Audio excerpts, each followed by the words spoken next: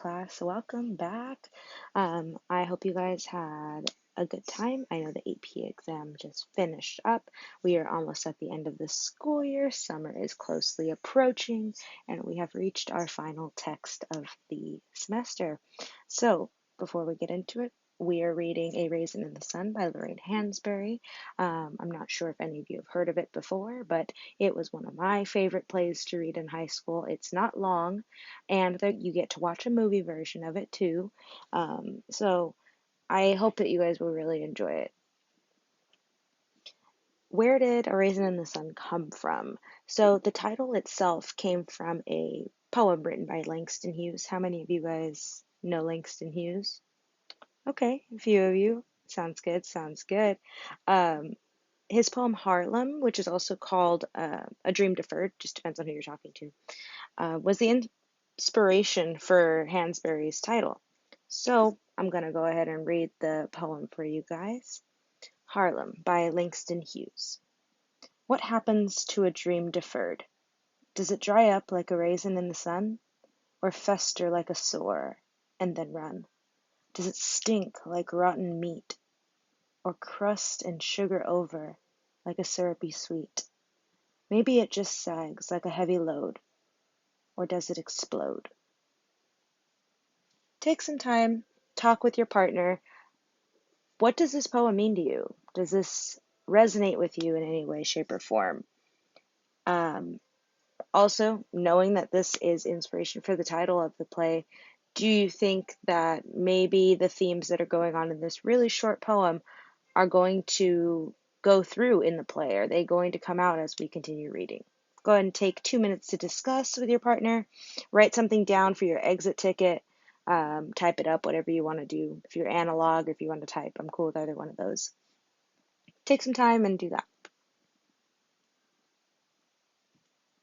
Alrighty, so we are moving into the setting of the play. The play was written in 1959 and is set in Chicago. So 1950s. What do you guys know about the 1950s? I know that's ancient times for you. Okay, there's a lot of things going on. 1950s, obviously, racial injustices, segregation, all those very prominent issues that are unfortunately still coming up today. So the play takes place in Chicago during the time where families were trying to break through this very visceral wall of segregation and just try to improve the lives that they were given. Knowing that this family that we follow is an African American family that's trying to make a life for themselves, does this seem like a play that is kind of frozen in its own time period, tucked away? Or do you think there's going to be ideas and issues that are applicable to today, to modern times? Keep that in mind for a moment. If you'd like to jot something down, go ahead and do so. You can add it onto the exit ticket or into your guided notes.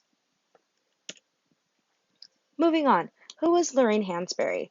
So I'm going to have you guys go ahead and pause this video. You'll click on the little hyperlink, the blue article.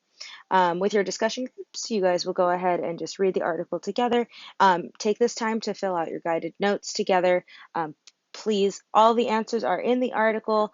You're welcome to talk to one another. That's why I gave you guys discussion groups so we can talk. Talk through the answers.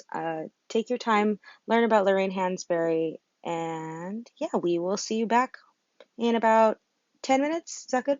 Cool. Awesome. So we've moved on.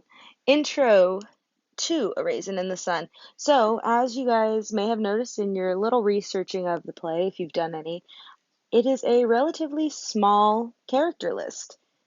Yeah, it's a big comparison. Death of a Salesman had about 12, 13 characters that we were looking at. Raisin in the Sun doesn't go more than 9. We got a very small, close, tight-knit group of characters. Because the small character list is what it is, these characters have a heavy influence on one another. Anyone's actions affect someone else within that group.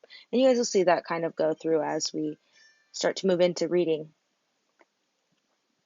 So, end of the lecture for today. Make sure that you fill out your exit ticket.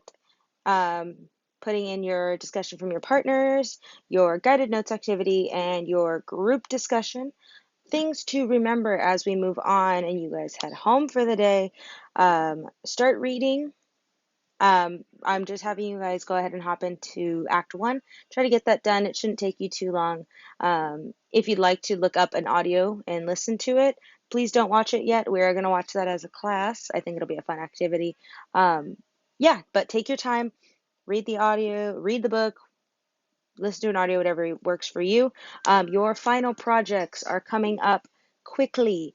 Knowing that you guys are an AP class, I'm trying to minimize the amount of stress that comes at the end of your school year. You guys have taken the AP exams, you're getting ready for senior year. Exciting. Um, but I want to give you guys time to work on something that makes you passionate and makes you feel like you are excited um, to portray your knowledge. So that's what this final project is. You guys have 2 weeks from now that it is due. So if you have questions, please come see me, or you can visit the class website. You can shoot me an email, shoot me a chat in our Momo board. Yeah. And lastly, you are all amazingly wonderful scholars, and trust me when I say that this stress will eventually fade and you will have time to relax soon enough. I'm looking forward to summer break just as much as you are. You guys are amazing, and yeah, thank you for being with me today.